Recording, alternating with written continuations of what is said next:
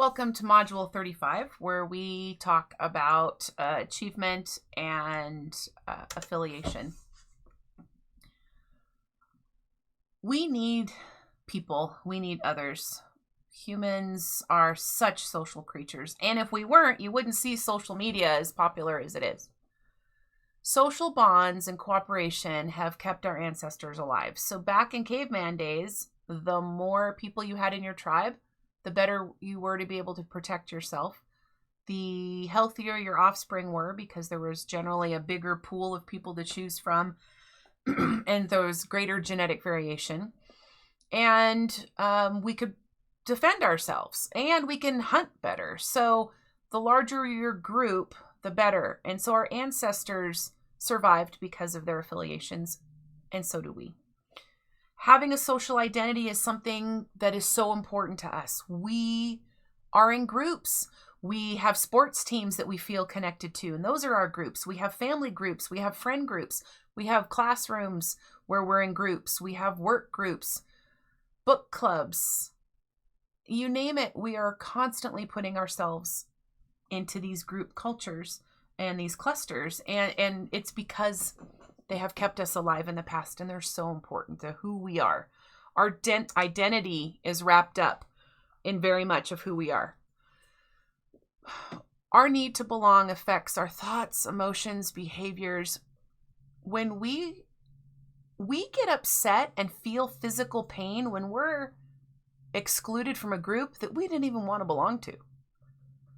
When we are excluded from a group that we want to belong to, the pain can be overwhelming. Ostracism can be overwhelming. We have this affiliation need, and that is to build relationships among people. When we are around others, that activates the brain for the reward and safety system. When we have others around us, we feel safe. And this isolation increases the risk for mental decline. And so being connected, even in a time where we may be locked in our houses or away from others, being connected through phone calls and through discussions and pictures and video chatting, that is a way for us to connect. And it is an important way for us to connect and stay connected. So ostracism, like I said, you feel physical pain. The pain areas in your brain react the same way to physical pain and emotional pain. Actually, acetaminophen can reduce emotional pain. Think about that. A physical painkiller can reduce emotional pain. It is an interesting reaction. So real pain is experienced when we isolate, when we socially isolate. There is an area in the brain, like I said, the cingulate cortex, that is responsible for part of our pain response. It doesn't matter what culture you're in, physical pain and emotional pain still trigger the same areas of the brain, and every culture experiences ostracism. And think about it. A couple hundred years ago, the way that we punished our bad leaders was to ostracize them from their country. Napoleon got ostracized. It was worse than killing them. Social exclusion really hurts. Now, people that feel socially excluded also don't feel much empathy for others. When you're hurting, how are you supposed to empathize with another person? You're so caught up in your feelings that you couldn't possibly connect with another person on their level. It increases aggression. When people are hurting physically, they lash out. And when we are in emotional pain, we usually don't try very hard. Physical pain too, we don't try very hard when we engage in self-defeating behaviors. So when we are shut out and we are ostracized from others, scientists can scan your brain and reveal those areas that are in pain. Like I said earlier too, mental decline happens when we're ostracized. So making sure that you don't isolate yourself from others, because that's not going to help you feel better. It's going to make things worse. So we all have cell phones now, and teens spend a lot more time texting than they do talking. And being on the internet, but the internet is not a replacement for actual socialization. We need to connect with people face to face. We need to connect with people voice to voice. When you are with someone and you're talking one-on-one, your heart rates match, your breathing patterns match, your bodies synchronize. When you hug someone for 20 seconds, you get a boost of norepinephrine, dopamine, and oxytocin, which is the bonding hormone. Now, you can't hug a stranger for 20 seconds. I definitely don't suggest that. It's really uncomfortable. It's almost uncomfortable to hug someone that you love for 20 seconds. It's when a hug becomes a hold. But I definitely suggest that when you're feeling isolated and alone, finding people that you do care about and engaging in sharing hugs. We need hugs every day. We need 5 or more hugs a day to help us feel comfortable and connected. Now, social networking doesn't give us hugs, but it does allow us to connect with people in some fashion.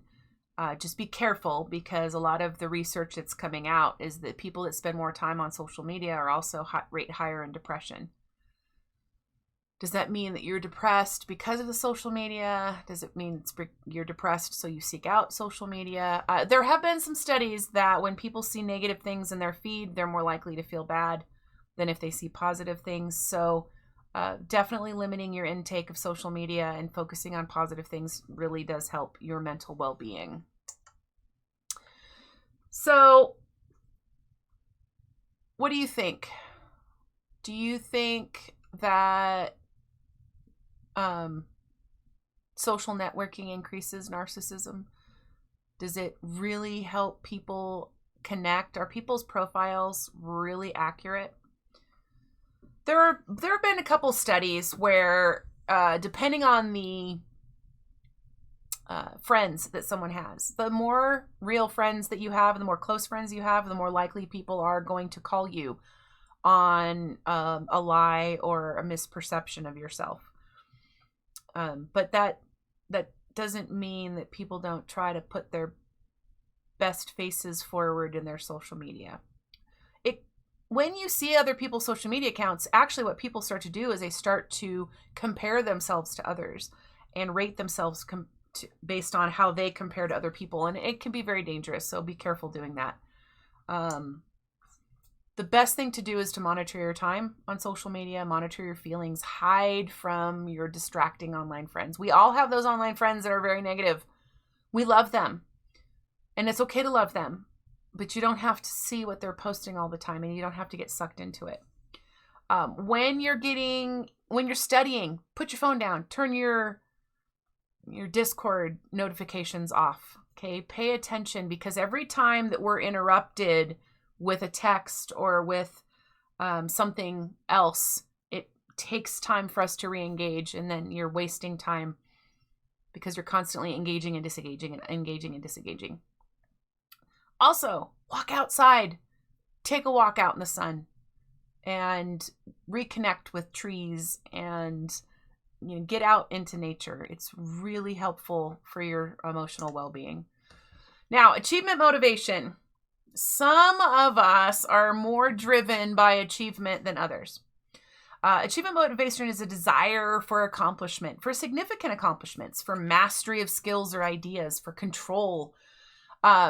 Even when you don't have a lot of options, writing up a list of things that you want to do and then marking them off so that you can recognize that you have achieved something helps people feel like they are accomplishing something. And a lot of us really do need to accomplish things in order for us to feel a little bit of calm. And achievements aren't based only on raw ability. They're based on opportunities and motivation. Grit is this perseverance to continue for your long-term goals, and even in the face of short-term distractions. You're all in college. You're here for the long run. It's not just one class, it's a lot of classes, and it's sometimes many semesters. So the grit is to sticking it out and completing that. Completing it one class at a time, but sticking through in pursuit of a long-term goal. All of us should have short-term goals and long-term goals. We feel much better when we do. So, how do you achieve your goals? Make it a resolution. Write down what it is that you want to do. Announce it to your family and friends. They are more than happy to help you hold to what your goal is. Develop a plan. How are you going to implement that? How are you going to get through that? So if your goal is to get a college degree, you make a resolution to yourself that that's what you want to do. You tell your friends and family you're going to college. You go see a counselor, sign up for college, and you get a plan of the classes you're going to be taking over the next several semesters. You monitor and record your progress, right? You get grades, you complete classes, you create a supportive environment for yourself. So if you're in school, you have a location where you can study and to do your assignments. You have time carved out for each day for taking care of things. Transform your hard-to-do behaviors into must-do habits by doing them. So the more that you do them, the more likely they are to become habits. Keep losing your keys? Put a bowl on the counter and tell yourself every time I'm going to walk in the door, I'm going to put my keys in the bowl. I'm going to put my keys in the bowl. Put my keys in the bowl. And you get into that habit. And next thing you know, you have the keys in the bowl and you have now reduced your freaking out over where your keys are because they're in no place. So one thing at a time, and be persistent. Keep plugging along. Going back to the college example, we're all going to get bad grades. Mine, chemistry. Chemistry derailed my biology bachelor's degree. I just couldn't do it. And that's okay. I changed my degree into something that I loved more anyway. I wanted a biopsych degree, but they didn't have it. So I did a lot of biology, and then I finished my degree in psychology, and I ended up getting a PhD in cognitive neuroscience, which is very much biopsych. So be persistent. Don't give up. And understand that you're worth it. That your goals, whatever they are, you can attain if you want them.